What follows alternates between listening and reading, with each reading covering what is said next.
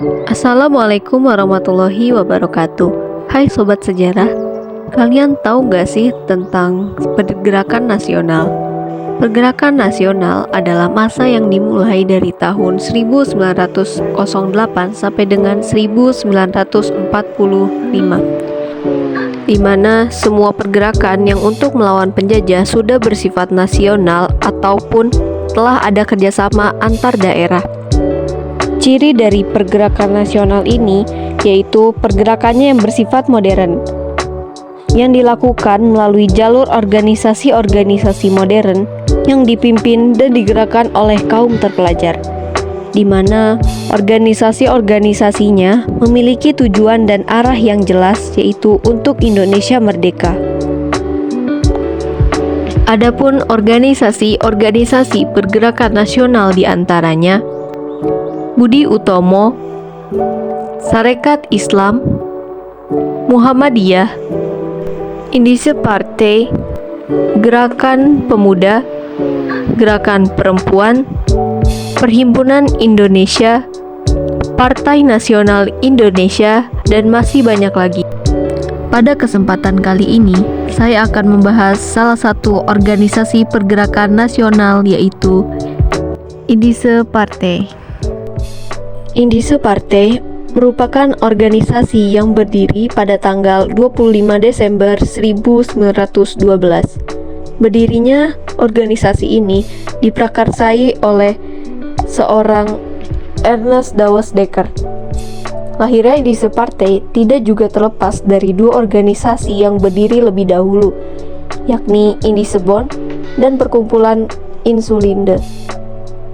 Indische Bond sendiri dibentuk oleh kalangan peranakan Indo-Eropa di Batavia pada bulan Oktober 1898. Sedangkan Insulinde didirikan di Bandung pada bulan Agustus tahun 1907. Kita masuk ke pembahasan yang pertama, yaitu prapembentukan. Pada abad ke-19, pemerintah kolonial Hindia Belanda melakukan segregasi rezim, yaitu penggolongan ras berdasarkan keturunan. Adapun penggolongan ras ini dibagi menjadi 3 kelompok. Yang pertama yaitu kelompok European atau kelompok Eropa yang merupakan kulit putih. Ras yang kedua yaitu ras Timur Asing yang meliputi orang Tionghoa, Arab, dan India. Yang ketiga adalah Inlander yang merupakan masyarakat pribumi. Pada penggolongan ras ini, golongan Indo yang merupakan keturunan dari Belanda dan Indonesia berada pada posisi di bawah European tetapi masih di atas golongan pribumi. Hal ini memunculkan niat golongan Indo untuk memperbaiki nasib untuk melawan kolonial, dikarenakan pada saat itu masih terdapat banyak kesenjangan sosial akibat penggolongan ras tersebut. Hal ini kemudian memunculkan niat untuk membentuk Indische Bond pada tahun 1898. Adapun organisasi Indische Bond sendiri mempunyai tujuan khusus, yaitu difokuskan terhadap masyarakat Indo-Eropa untuk mengkampanyekan kepentingan para anggotanya berupa dukungan material dan moral kepada masyarakat Eropa di Hindia Belanda yang membutuhkan. Bukan hanya itu, Indische Bond juga berupaya untuk mencapai semua tujuan tersebut dengan cara membuat percetakan, menerbitkan majalah, mendirikan berbagai toko serikat pekerja, mempromosikan pertanian kecil yang dikerjakan oleh orang Eropa, lalu mempromosikan pendidikan dan memprovokasi langkah-langkah yang dilakukan oleh pemerintah Hindia Belanda. Pemikiran ini tentu saja bertolak belakang dengan Dekker. Dalam pidatonya di hadapan anggota Indische Bond tanggal 12 Desember 1911 yang berjudul Gabungan Kulit Putih dengan Kulit Sawo. Dalam pidatonya, Dekker membangkitkan semangat kaum Indo untuk memberontak dan melepaskan diri dari pemerintah kolonial. Dan karena jumlah kaum Indo yang sedikit, maka mereka harus bersama-sama dengan kaum bumi putra atau kaum pribumi berjuang untuk melawan pemerintah kolonial dengan kaum Indo yang menjadi pelopor. Pada saat itu, Dekker mengusulkan perubahan arah perjuangan Indisebon dari sosial menuju politik dengan melawan kolonialisme bersama dengan kaum pribumi. Yang kedua, awal pembentukan. Kemudian, pada saat Indisebond mengalami krisis yang terjadi, membuat Douwe Dekker, Van der Poel, dan Brunsveld van Holten bergerak untuk merombak total perkumpulan itu.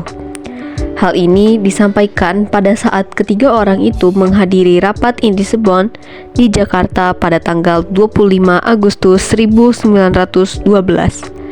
Dengan berbagai alasan yang kuat, Douwe Dekker dan kawan-kawan menanamkan keyakinannya kepada para hadirin dengan menyampaikan lagi gagasan tentang usul perubahan arah Indisebond dari sosial menuju politik. Usul Douwe Dekker kemudian diterima oleh beberapa anggota Indisebond sehingga diambillah keputusan dari rapat itu dan didapat keputusan sebagai berikut. Kesepakatan untuk merombak organisasi dan juga membentuk suatu komisi peneliti yang terdiri dari 7 orang, diantaranya J.R. Algebeek, J.D. Brunsveld van Holten, G.P. Chagri, E.C.L. Geuvreul, E.F.E. Douwe Dekker, J.D. van der Poel, dan R.H. Tauscher. Setelah dibentuk komisi peneliti, mereka kemudian bersiap-siap untuk menghadirkan perkumpulan yang baru. Oleh karena itu, di bawah kepemimpinan Douwe Dekker, komisi peneliti kemudian menggelar rapat di Bandung pada tanggal 6 September 1912. Selain mendapat kunjungan massa yang sangat banyak, rapat itu membicarakan berbagai poin penting dalam mendirikan organisasi baru. Banyak anggota diantaranya Van der Poel menyampaikan idenya tentang keanggotaan organisasi baru, kemudian Tauscher menjelaskan hak Hindia Putra terhadap tanah Hindia. Yang ketiga, Brunsveld van Holten membahas masa depan Hindia Putra, sedangkan Douwe Dekker memfokuskan perhatiannya pada persaudaraan di kalangan Hindia Putra. Kemudian dari rencana-rencana itu berdirilah perhimpunan baru dengan nama Indische Partij. Indische Partij merupakan organisasi politik pertama di Hindia Belanda. Disebut organisasi politik pertama karena organisasi-organisasi yang telah berdiri sebelumnya masih bersifat sosial, keagamaan, budaya, maupun bergerak di bidang pendidikan. Indische Partij memiliki slogan yaitu Indi for Indiërs yang artinya Hindia untuk Hindia, dan juga Indi los van Holland yang artinya Hindia lepas dari Belanda. Pasca pendirian, 9 hari setelah berdirinya organisasi ini, yaitu dari tanggal 15 September 1912 sampai 3 Oktober 1912, Dekker bersama kedua rekannya yaitu J. Van der Poel dan J.D. Brunsveld van Holten bergerak melakukan propaganda ke kota-kota di Pulau Jawa, diantaranya Yogyakarta, Madiun, Surabaya, Semarang, Pekalongan, Tegal, dan Cirebon. Dalam perjalanan tur propaganda itu, Dekker selalu berpidato mengenai pentingnya kesetaraan ras dan persatuan masyarakat Hindia. Ia menyebut gagasan persatuan itu sebagai nasionalisme Hindia. Setiap ia memulai pidatonya, ia juga selalu mengatakan Indi for Indiërs, yang merupakan slogan Indische Partij yang artinya Hindia untuk orang Hindia. Ketika mendengar gagasan itu, banyak masyarakat keturunan seperti Eropa dan Tionghoa ikut bergabung dengan Indische Partij. Selain itu, rapat dan aksi propaganda yang dilakukan di kota-kota juga dihadiri oleh banyak perhimpunan-perhimpunan lain, diantaranya Sarekat Islam, Budi Utomo, dan masih banyak lagi. Karena banyaknya anggota dari organisasi perhimpunan lain yang juga hadir dalam rapat propaganda tersebut, sebagian dari mereka yang memiliki kesamaan pandangan kemudian membuat Indische Partij mendapat dukungan dari pihak tersebut yang merupakan anggota dari berbagai organisasi atau perhimpunan lain di berbagai kota. Di antaranya dari Bandung ada Suwardi Suryaningrat, yaitu pimpinan Sarekat Islam Cabang Bandung. Dari Yogyakarta ada pengurus Budi Utomo dan juga Insulinde. Dari Surabaya ada Cipto Mangunkusumo yang merupakan pendiri klub Kartini Malang. Sementara itu di Semarang ada para redaktur surat kabar dan masih banyak lagi. Dari aksi propaganda ini kemudian diperoleh hasil yang gemilang, yaitu Indise Partai berhasil mendirikan 30 cabang dengan 7.300 orang anggotanya yang tersebar atau terdiri dari berbagai kota yang ada di Indonesia. Nah, setelah dilakukan aksi propaganda dan aksinya berjalan lancar, kemudian dimulailah rapat untuk membahas dan menetapkan anggaran dasar. Rapat tersebut selain membahas tentang anggaran, juga membahas tentang susunan kepanitiaan yang isinya sebagai berikut. Ketua dijabat oleh F.E. Dawesdekker, wakil dijabat oleh Dr. Cipto Mangunkusumo, panitera atau sekretaris oleh J.G. Van Ham, bendahara oleh G.P. Charlie, pembantu dijabat oleh J.R. Agerbek dan juga J.D. Brunsveld van Holten. Sebagai sebuah organisasi tentunya juga harus memiliki visi dan misi. Dari rapat dalam anggaran dasar juga terdapat tujuan pokok atau visi dan misi atau usaha yang dilakukan oleh Indise Partai. Untuk tujuan atau visi dari Indise Partai diantaranya 1. Membangun patriotisme Indiers terhadap tanah air yang telah memberi lapangan hidup. 2. Membentuk kerjasama atas dasar persamaan ketatanegaraan. 3. Memajukan tanah air Hindia. Dan 4. Mempersiapkan kehidupan rakyat yang merdeka. Sedangkan itu, untuk mencapai visi dilakukan juga usaha atau misi, diantaranya menyerap cita-cita nasional Hindia atau Indonesia, memberantas kesombongan sosial dalam pergaulan, baik dalam bidang pemerintahan maupun kemasyarakatan, memberantas berbagai usaha yang mengakibatkan kebencian antar agama, memperbesar pengaruh pro-Hindia di dalam pemerintahan, berusaha mendapatkan hak bagi semua orang Hindia, dan yang terakhir dalam pengajaran harus bertujuan bagi kepentingan ekonomi Hindia dalam memperkuat ekonomi mereka yang lemah. Untuk melancarkan aksi-aksi propaganda dan perjuangannya, Indise Partai menggunakan beberapa sarana atau media. Di antaranya, yang pertama ada majalah Het Tijdschrift yang pertama kali terbit pada September 1911, dan juga yang kedua yaitu ada surat kabar di Express yang pertama kali terbit pada tanggal 1 Maret 1912.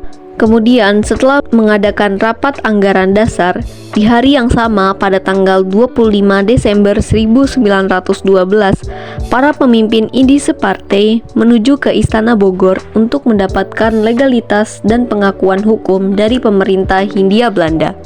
Hal ini tentunya penting dilakukan agar Indise Partai tidak dianggap sebagai perhimpunan yang liar. Kemudian, pada tanggal 6 Januari 1913, Indise Partai menerbitkan surat permohonan untuk kuasa hukum atau pengakuan hukum organisasi Indise Partai ini yang diajukan kepada Gubernur Jenderal Hindia Belanda. Ketika melihat permohonan Dekker untuk pengakuan badan hukum atas Indise Partai, pemerintah menugaskan penasihat urusan pribumi yaitu Dr. G.H.J. Hensel untuk menyelidiki Dekker. Pada 13 Januari 1913, laporan tentang Dekker yang berisi tentang latar belakang pribadi, gagasan dan cita-cita serta pengaruh dari propaganda terhadap masyarakat Hindia Belanda diserahkan kepada Gubernur Jenderal Edinburgh. Pada tanggal 7 Februari, Indise Partai mengeluarkan surat lagi yang berisi susunan kepanitiaan untuk kebutuhan permohonan kuasa hukum. Pada surat juga berisi permohonan dana sebesar 100.000 gulden untuk percetakan harian atau koran, perkebunan, dan juga perdagangan. Kemudian pada tanggal 4 Maret 1913, Gubernur Jenderal Edinburgh secara resmi menolak permohonan pengurus Indische Partij untuk memperoleh status badan hukum dengan mengacu pada pasal 111 Reglement atau Peraturan Pemerintah tahun 1854. Setelah mengetahui keputusan penolakan, pada tanggal 5 Maret 1913, Douwe Dekker dan pengurus Indische Partij mengadakan rapat. Di dalam rapat tanggal 5 Maret 1913 itu, pimpinan Indische Partij memutuskan untuk mengubah bunyi pasal 2 tentang tujuan Indische Partij.